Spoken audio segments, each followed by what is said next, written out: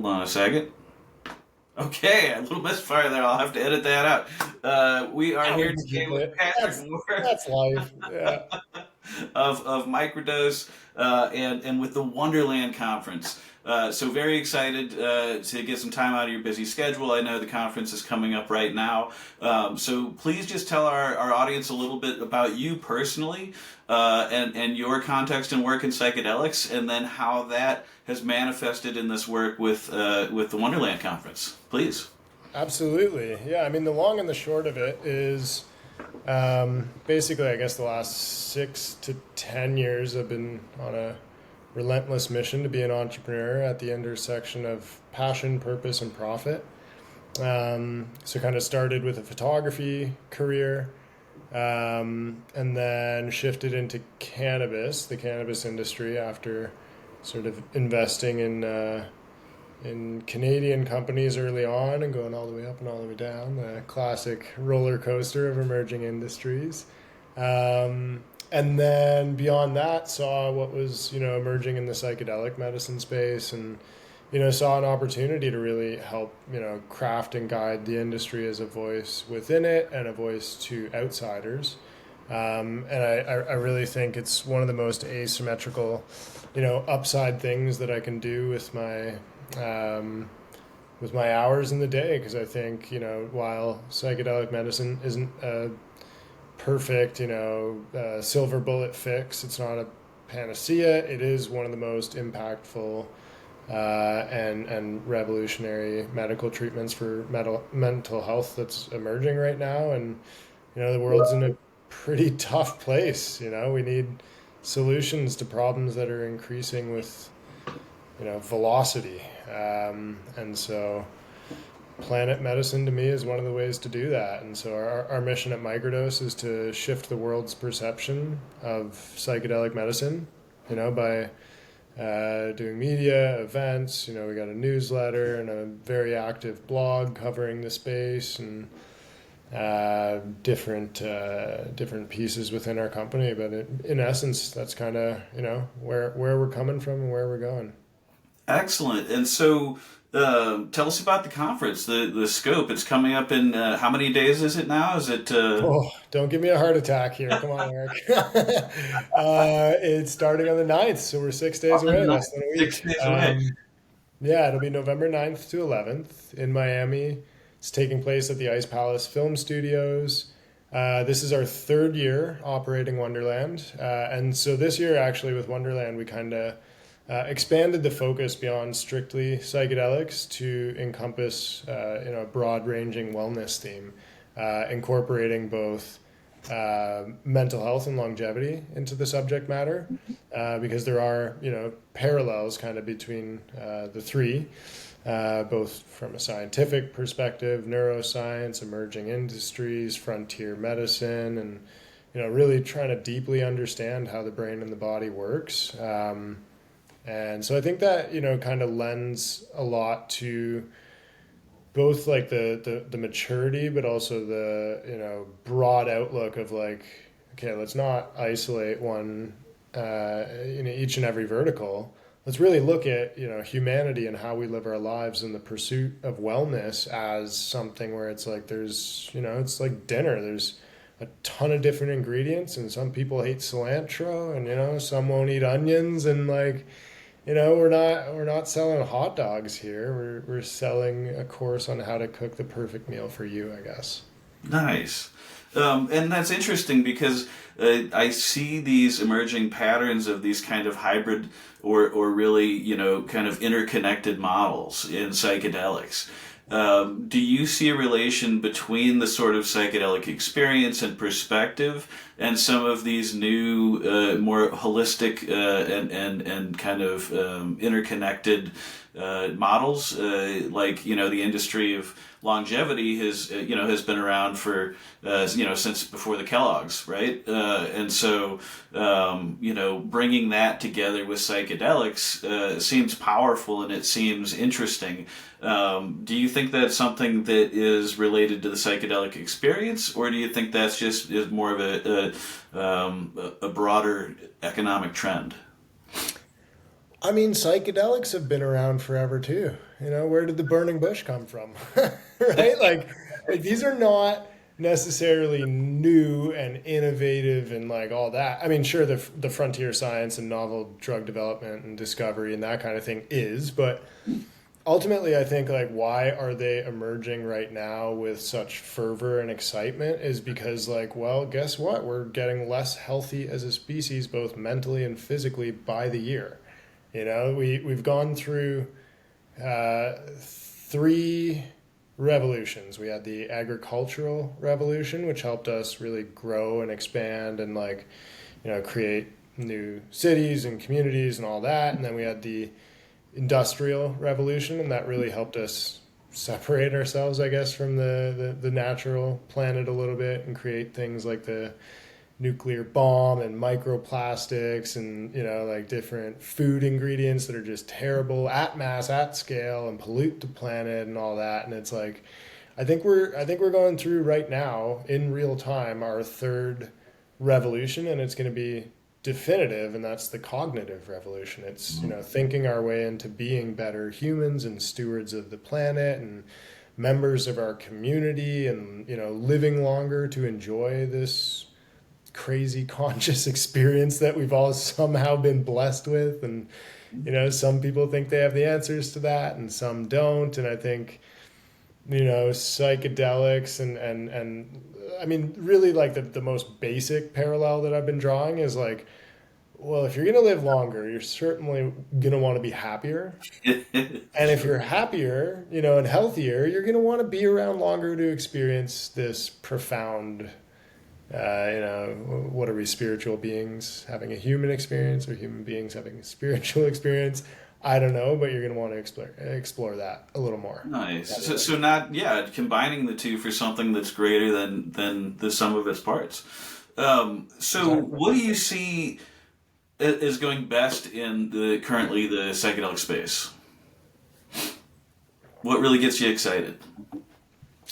I mean, watching all the clinical trial data coming out, that's very positive and like proving what, you know, some have known. There are, you know, some studies that haven't done so well, kind of face planted. But I mean, look at the MAPS phase 3 trial data that was just published. Like it's astonishing.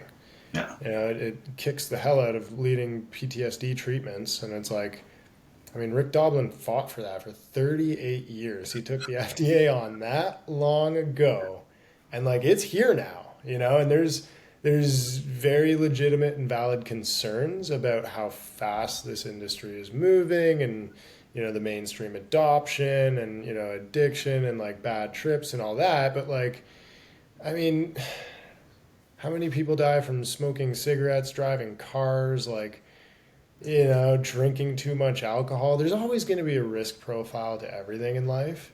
Hmm. But I think the upside and the benefit for the vast majority of the population, when done responsibly, and, you know, what in a context that you're comfortable with, set and setting is accurate, and that kind of thing, like, game on.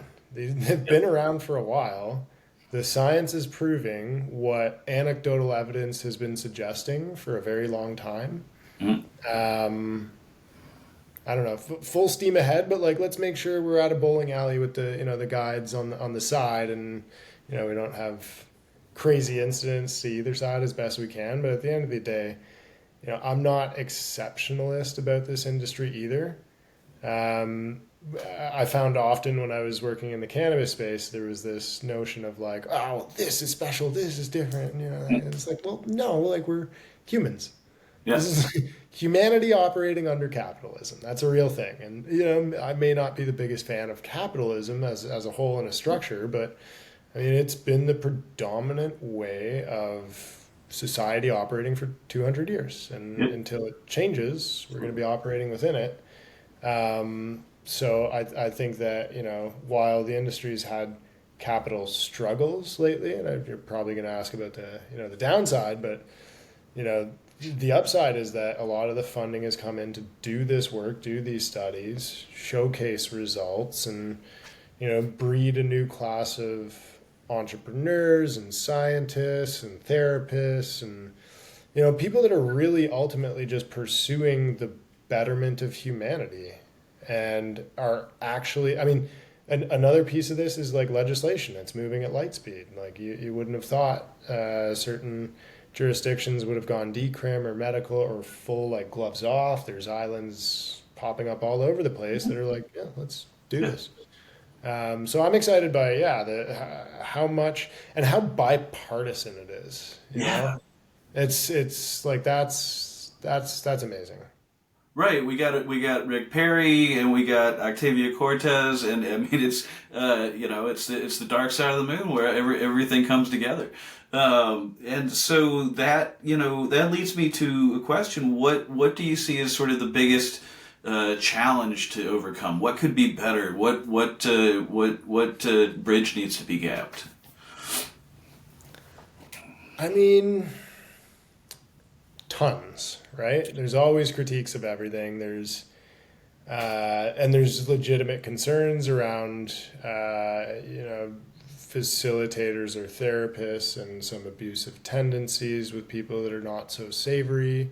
That's a real concern. I also point back to my notion of humanity. That's going to happen in every sector everywhere. We need to be more aware of it and open about it and really not try and like sweep anything under the rug. But at the end of the day, we have to heal humans, and this is a human arena. Another challenge is capital. I mean, in the last year, quite frankly, take a look at any publicly traded psychedelic stock, it's getting its ass kicked. I mean, the broader markets and the macro trends are not so hot either. So that's, an exasperated function of that being in an emergency, or sorry, Freudian slip, an emerging industry Yeah. when it's a risk-off capital environment, rising interest rates and banking crises and that kind of thing. What are other things to watch out for? I mean, regulation, making sure that, while I'm a staunch advocate of like, let's go decrim, I also understand that in the States, like it's gonna follow and proliferate a medical model first. So making sure that, like, it's, I don't like it, but it's a fact. To get it, state by state in all 51, it's that the medical model is going to accomplish that first. Absolutely. But making sure that we look at it and like have honest conversations around like, okay, this is going to emerge. How do we put the appropriate guidelines under it? How do we keep people safe? How can we make sure that people aren't going to jail for something that shouldn't be a crime? Exploring your consciousness on your own volition. To me, it's abhorrent that people are getting locked up for that and cannabis and that kind of thing. I mean, you got to watch out for snake oil salesmen. There's always somebody trying to get the best of you, and things are emerging and things are hot. And just watch out for like quality. I think one of the things that I'm most curious to see emerge, and I've seen a few people working on it, is, how do you like make sure that the therapist or clinician, excuse me, been a long week, is like up to standard, and like how can you avoid potentially getting in with one of these bad actors, and because it's an industry that's emerging at light speed and people are operating within it, but it's still against the law unless you're a ketamine therapist and clinician. So there's also that dichotomy where it's like, how do you establish a real framework of trust? Because people that are new to this and coming at it saying, oh, I saw mushrooms on TV and they cure depression, and like I'm really depressed, and like that's a fragile and vulnerable person looking Right. to this Right. other side for like help. I'm on my last legs. People with PTSD, help. Like, how do we ensure? And I think that's kind of like the upside and the downside is like, the upside is this is going to heal a lot of people. The potential downside is a lot of people could get hurt, and like harmed to, like it's not everyone. I think the numbers are probably pretty good, But the real danger, in my opinion, and what happened in the 60s when this kind of got a glove shot off, or I don't know what I was trying to say there, but when it got shut down by, just say no, is that, if it bleeds, it leads. That's how the media works, and they're going to take like with that mushroom pilot that tried to. I'm sure. It's headline news, and Yeah. more of those are gonna happen Yeah. because people are just super enthusiastic and like, let's do it, and they don't have the proper education. And I think that's like really what we're, while we're trying to help the industry emerge, we're also trying to like make sure that there's safe and accessible information about how to, do this appropriately and responsibly and safely. But I don't think there's a leader in that space, a household name of like establishing trust between the patient and facilitator, provider, medical professional community.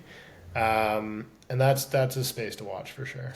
Yeah, I think MAPS is trying to do that with their accreditation, and so I think all of what you said, and thank you for all that insight. It's none of this is exceptional. This is all what would happen in any other medical industry, right? A lot of these are common to any industry. And certainly, regulation as it emerges is a very tricky line to navigate. And so to get you back to getting the conference plan, because again, I promised I'd respect your time here. What does success look like? Wave a magic wand. What does success look like? Particularly with the conference, like what the Wonderland conference to achieve. Yeah. What does success look like is a nice 2-day nap as soon as it's all over. I mean, there's obvious metrics of success, like, trying to make sure that you make enough money to do another one, and like you fill the room, and everyone has a good time and it's a smooth production. What does like success based on our mission really look like is people having like life-changing experiences here. One of the things that I was doing this week is like reaching out to a couple people that I know that had just that, hey, I came to Wonderland last year and I left so inspired that I'm coming back this year with, my new business, and I'm ready for seed funding, and I did the brand and the architecture and all that. People meeting loved ones. I had a potential investor and 2 friends of mine. The investor found his now girlfriend, and they're going steady. And the other 2 friends had a sit down the first year at Wonderland, and like through conversation, I'm sitting here in Bulgaria. They were doing the same thing. Where are you from? This and that. And they're both Bulgarian. They found out they're distant cousins. And it's like, to me, that's magic, Oh, I met my business partner. Oh, I closed a fundraise, and really just like, ROI is such an ethereal term at these things because like you get out what you put in, and there is magic at bay here. Like we've got a really dialed in, intelligent, like, some of them are pretty affluent, and they all like give a shit, quite frankly. And that to me, that's like, I don't know what success looks like, but I hope that people will tell me. Exactly. So success is the conversations, it's the environment, it's that kind of nexus of like-minded folks. So yeah, I just everyone listening out there, if you're in Florida, hop in your car. If you're anywhere else, hop in a plane. Get to Miami and drop in at the last minute. It's very much worth it. And you get some time in Miami. You get some great weather, and you can chat with Patrick. So Patrick, how can folks get in touch? What's the fastest way for them to get registered or to learn more? Yeah, I mean, the hub of all this is wonderlandconference.com. You can learn more about speakers, sponsors, schedule, agenda, after parties, what the vibe that we're curating here is. Social media at Wonderland Conference or at Microdose HQ. You're going to see something on either one of those platforms about Wonderland in the next week. And then, our sort of news and content and aggregation site is Microdose.buzz. So Excellent. But definitely like the main one for the next 6 days, wonderlandconference.com. And, anyone that wants to connect with me, just pop Patrick Moher into Google, hit me up on LinkedIn, and I'm always happy to chat. Absolutely. Thank you again so much, Patrick. We'll let you get back to getting the conference ready. Thank you for being so generous with your time, and I hope we'll chat again soon. Of course, and thank you for having me on. It takes a village, so everyone's chipping in here, and every little bit counts. So I appreciate you, and I hope we can connect again in person someday soon. Absolutely. Let's do it. All right, brother. Cheers.